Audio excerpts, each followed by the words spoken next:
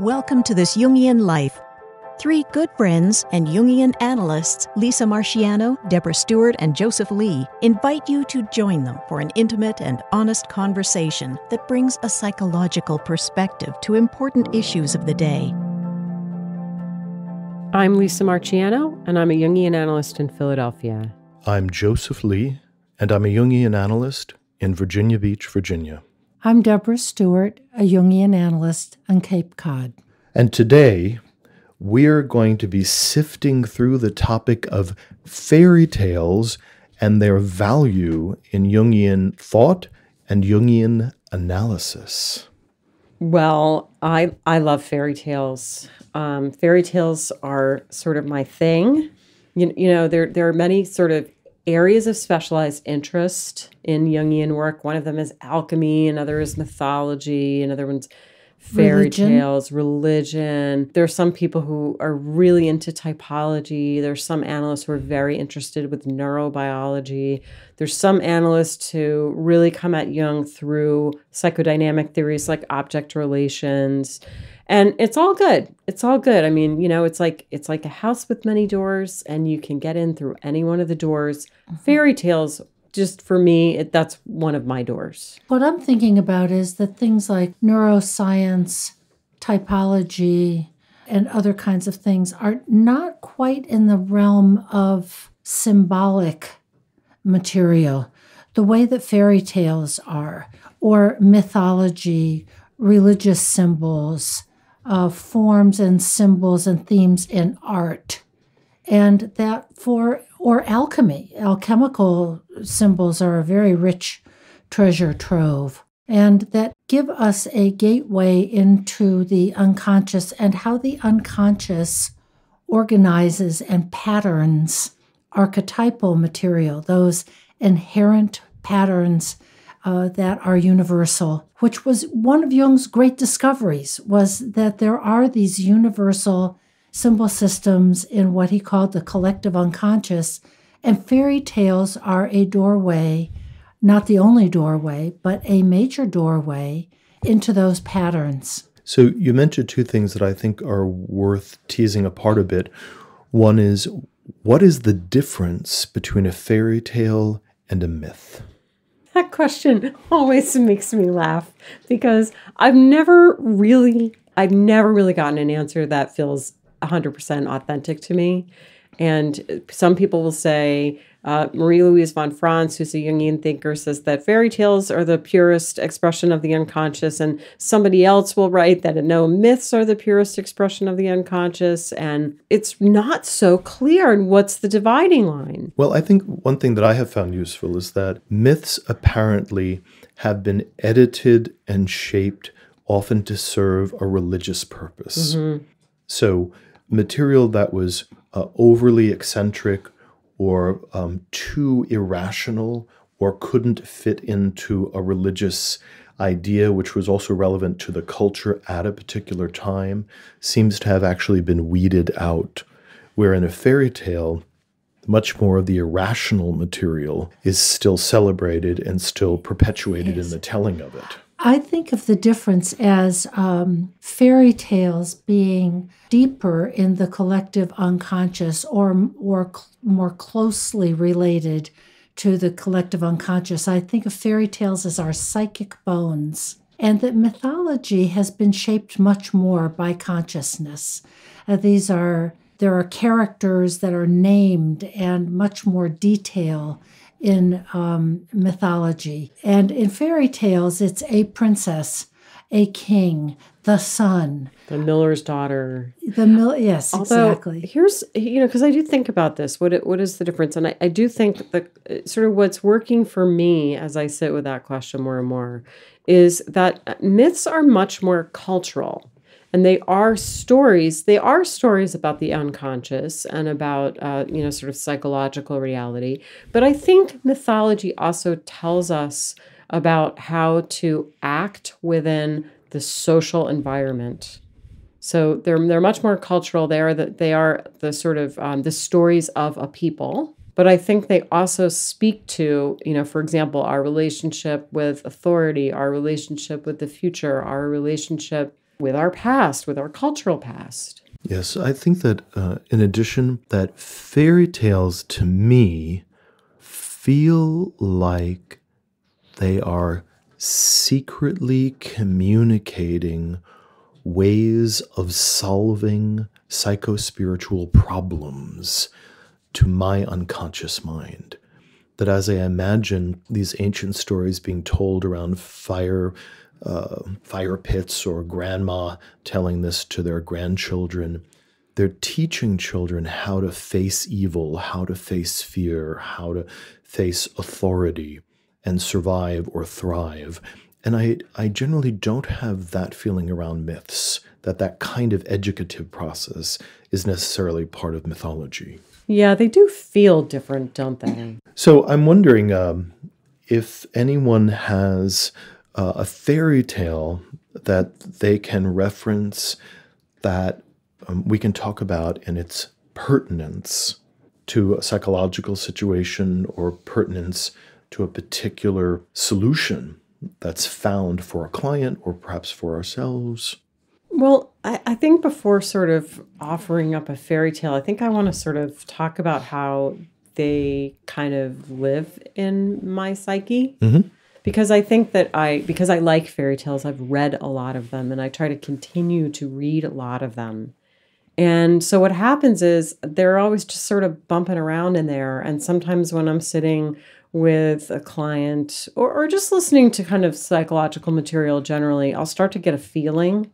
And it's like, oh, it's like, and then I'll sort of latch onto, oh, it's like this fairy tale. And then once I know the fairy tale, it's like a storehouse of patterns.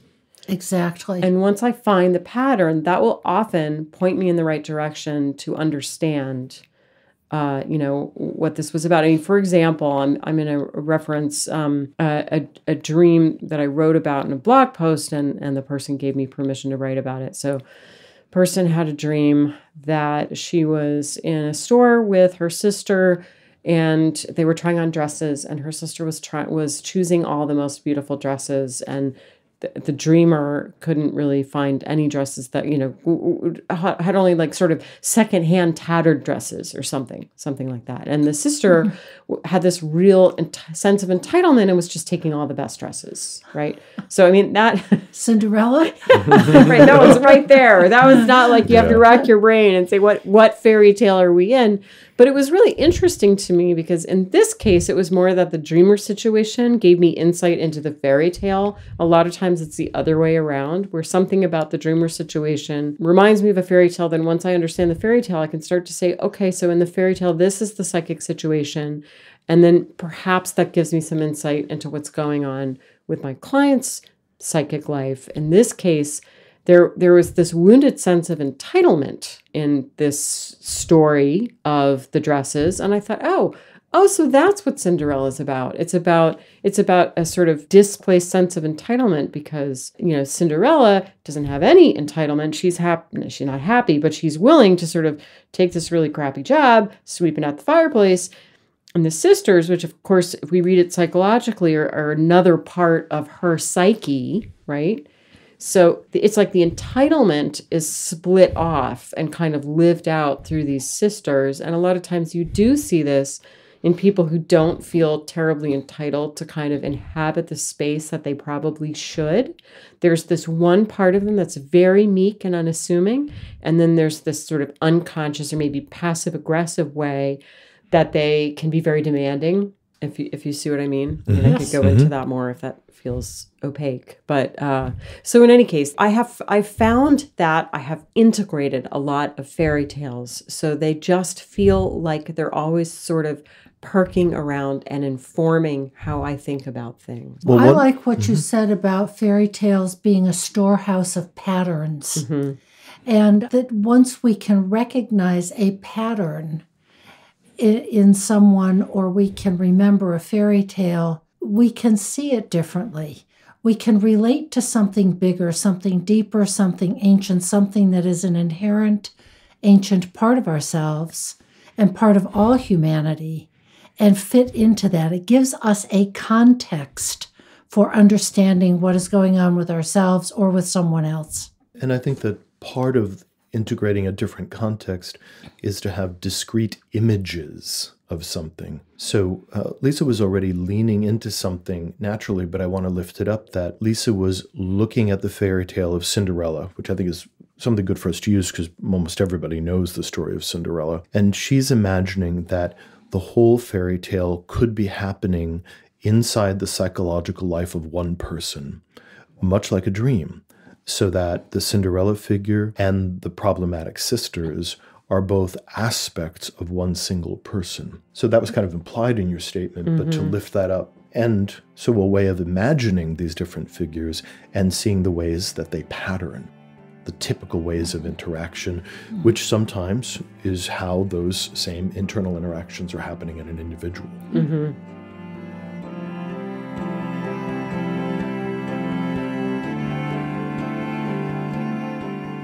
I will often ask, especially with a new client, what is your favorite fairy tale or story? And it might be a more modern day book.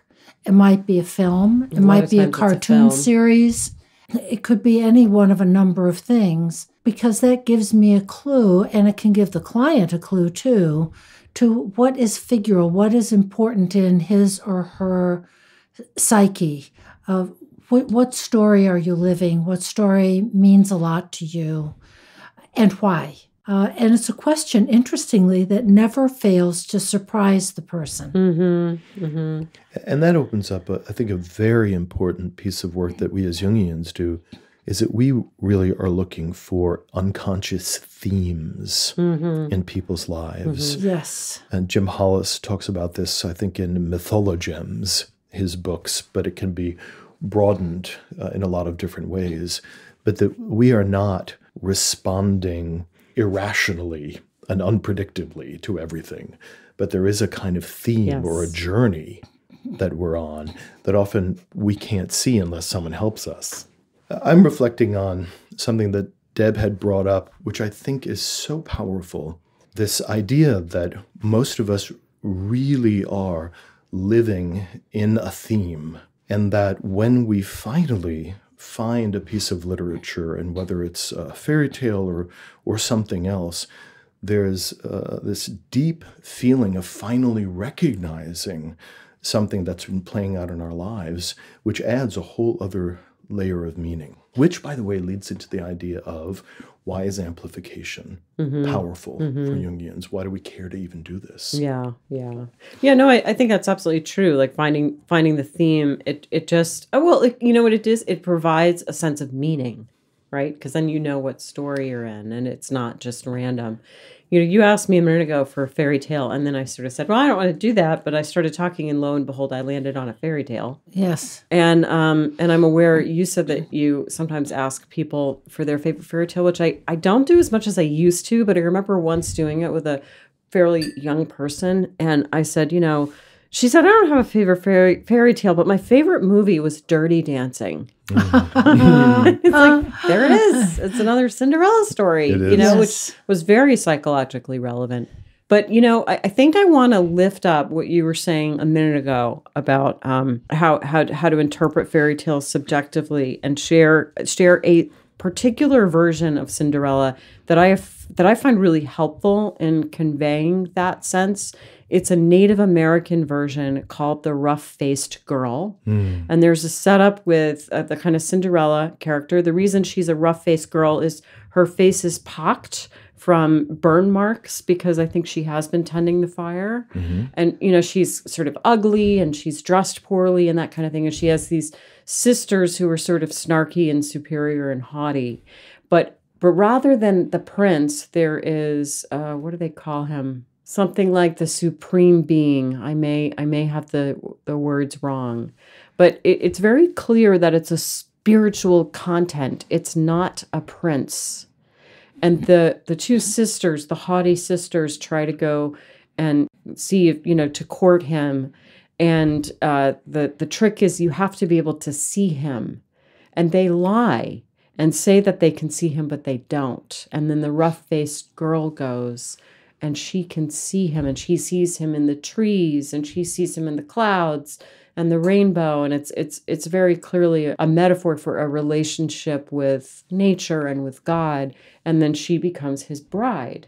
So I love that because one of my pet peeves is people that get all persnickety because fairy tales are supposedly not feminist. So Beauty and the Beast is bad because it teaches girls to stay in abusive relationships. And I'm like, no, but it's symbolic. The beast is an internal content, so you have to transform your inner beast, So it can be difficult to think about it symbolically. It's very hard to stay in that space, to consider it symbolically. I mean, it takes kind of years of training to get to the point where that's the default way that you think about things. And even now, I have to sort of sometimes effortfully enter that. And I'm aware that some tales can reflect back to someone what his or her interpersonal life is like. A tale, for example, like Bluebeard, of the young woman who intentionally with her mother and sisters sort of airbrushes over the fact that Bluebeard has a blue beard, but that doesn't really matter. I mean, he's very wealthy and he has a beautiful carriage and he lives in a wonderful house. So never mind about the blue beard. That's not important. It can serve as a way of highlighting, what are you not paying attention to? What are you denying? It's a cautionary tale, yeah. Mm-hmm. It's a cautionary tale and a way of lifting up and relativizing in a larger context something that is going on inside, perhaps in a relationship. Well, and often if we have a sort of inner predator, we are likely to also have an outer predator. So the dream could be referring both to an inner situation as well as an outer situation. And I often think about Bluebeard as the tendency toward a kind of willful ignorance. Of that the blue beard is perfectly observable, whatever that might actually be out there in the external world, of what is it that seems like an insignificant detail. I'm just going to hit the override button. And in fact, I have to stop being so innocent. Yes. And deal with some of the nitty gritty in whatever the real life situation is. So for real, if you met a guy with a blue beard, wouldn't that kind of grab your attention? Yes, exactly. Yeah. But judgment, discernment, and the loss of innocence is a huge process that I think that takes place over and over again in our lives.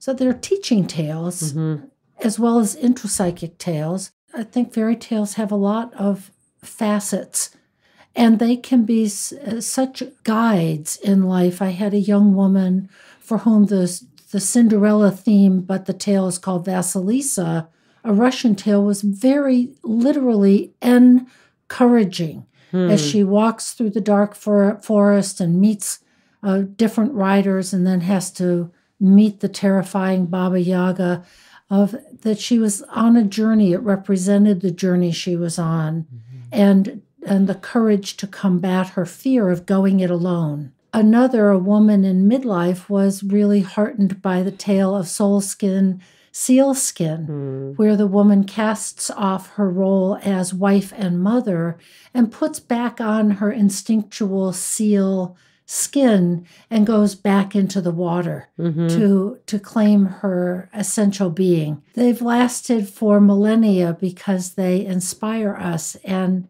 we can live into them very often. And they're so beautiful. They are so beautiful. Well, they're beautiful. They can be terrifying and heartbreaking.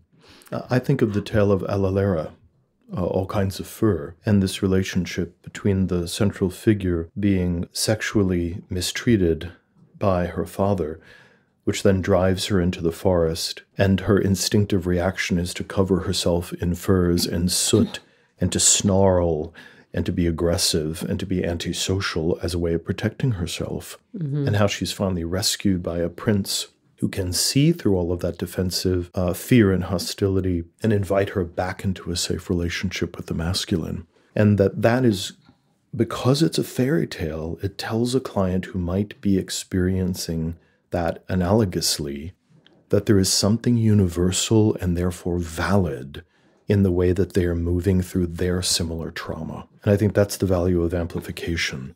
It takes what's a uniquely secret, painful, perhaps even shameful experience someone's having and lifts it up to a universal level, which, and when it's felt by the client, tells them, you're not alone. This is in the category of human experiences, and it is knowable and is in the category of experiences that can be survived. Yeah, I'm thinking about amplification very literally, that when we amplify something, we turn the volume up.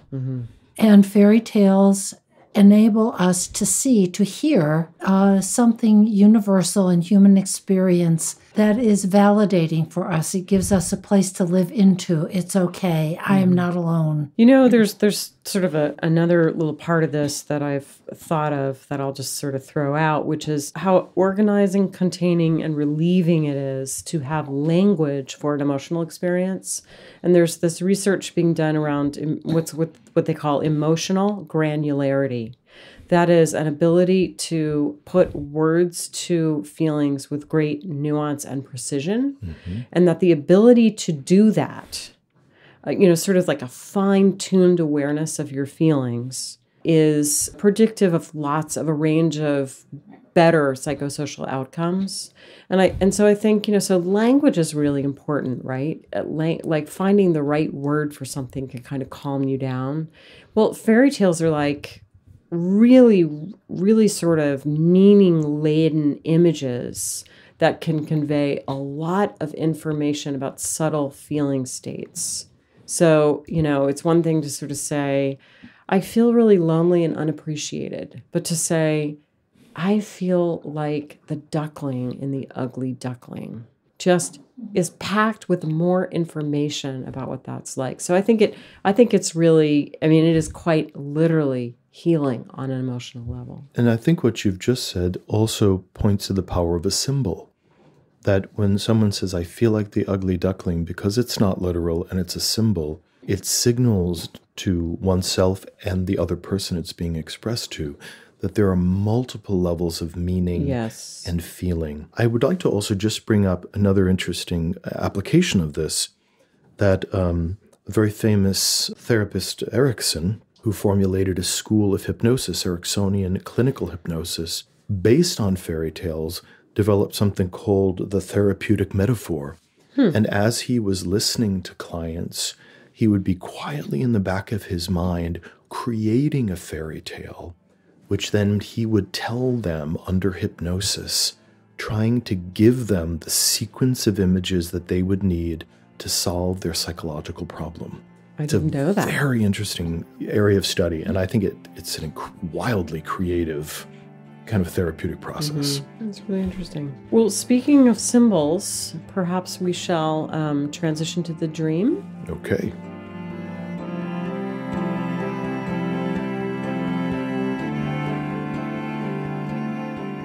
So if this is your first time joining us, we invite listeners to send us their dreams anonymously so that we can discuss them.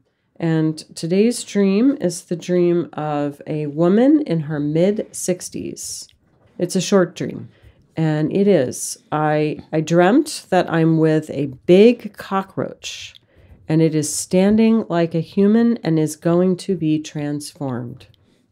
I can't help but immediately think of the Kafka story. Can't retrieve the title. The Metamorphosis. Metamorphosis of the man who becomes a cockroach. Gregor. And, which I think is a story about the effects of dehumanizing systems. But even this idea of, and even the movie The Fly, where the man experiments and devolves into a fly, that old horror movie that we enjoyed. But this fascination between people becoming insects or vice versa. Well, what is a cockroach? Let's just start with, what is a cockroach to all of us? What comes up around cockroach? It's very vivid. Yes. I'd like to bring something up as we're doing that, that there are a couple of different ways of working with images. And one is to think associatively, which means that as we sit here and think about a cockroach, we might access our personal experiences with cockroaches, our memories of them, our personal feelings about it. But an analyst named James Hillman really challenged that way of thinking and encouraged people, particularly around animal symbolism, to actually open up an encyclopedia and learn about the true scientific knowledge about a creature and actually stay close to that, because on an unconscious level, our unconscious minds understand the life of these images and may be talking to us about phenomena that we don't know on a conscious level. And to that end, I early on went to a symbol dictionary. This one is called the Book of Symbols, and it's published by Taschen. That's Taschen, for any listener who might be interested. We can put a link to the book in the show notes. Oh, great. And there are other symbol dictionaries that help us do exactly what you just spoke about, Joseph, is to find out what are the references, characteristics, etc. of, in this case, it's an animal, but it need not be only an animal. It could be weather, it could be a special shape, it could be anything.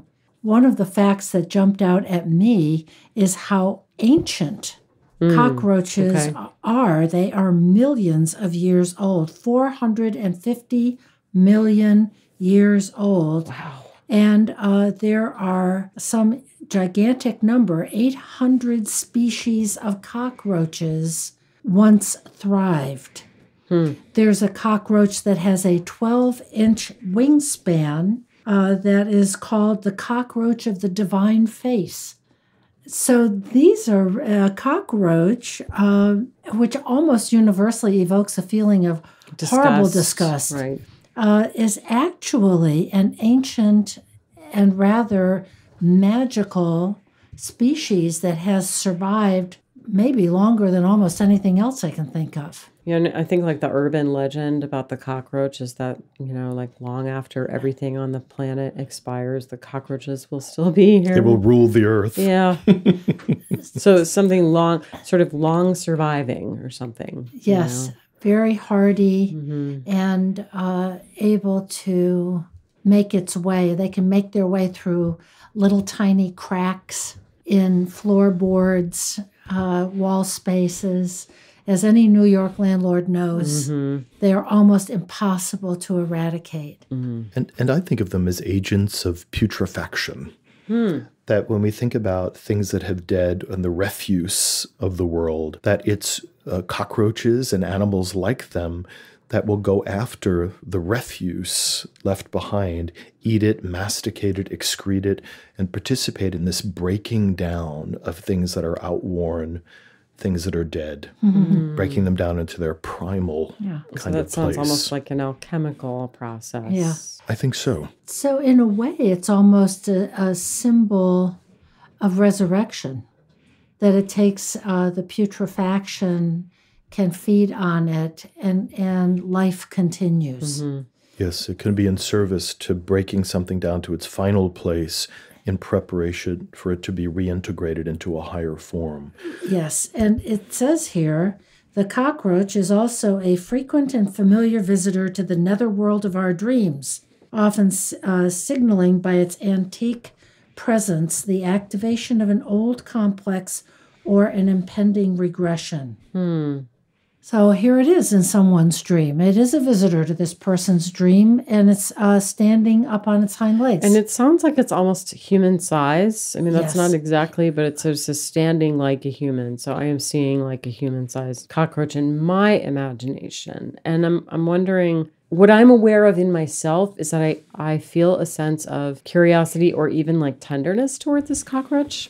I don't know if that's just me or if that's kind of coming up in somebody else. It's like, oh, there's a human-sized cockroach. Hello. So we might wonder what, with all this that we've discussed about what a cockroach is, of what would it mean for it to be so large and standing up like a human being? Of and it's about to be transformed. Well, so I want us to look at a couple of things that we may be laying on the dream. It's standing like a human, but we don't know what's the size of a human. Right. And she only says that it's going to be transformed. There's this implicit feeling that it's going to be transformed into a human, but that's not in the dream. Who knows what it could be transformed into? So I think we have to kind of backpedal about associating it with somehow being human. I don't even know that it's going to be transformed into a human, but I do see it as very large. No, I didn't see it as being transformed into a human, but some kind of transformation just because it's a large cockroach, however small the human might be. But something big is happening.